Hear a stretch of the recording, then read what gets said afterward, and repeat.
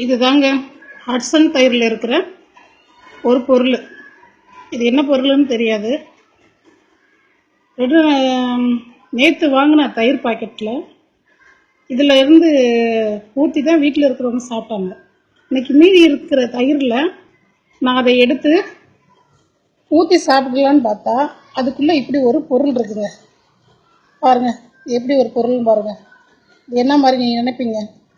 இது பாருங்கள், ஜெல்லி மாதிரி இருக்குது, பேட்ரி மாதிரி இருக்குது.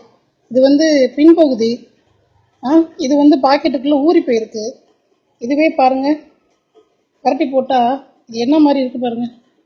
பார்த்தீங்களா எப்படி இருக்குன்னு? பார்த்தீங்களா? ஒரு பள்ளி மாதிரியோ ஒரு எலி குஞ்சு மாதிரியோ இருக்குது.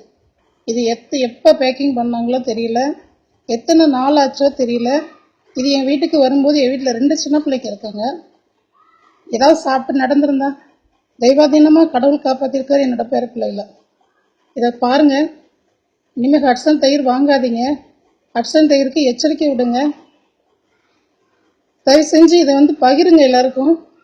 இதை பார்த்ததுலேருந்து என்னால் சாப்பிட முடியல, அருவருப்பாக இருக்குது.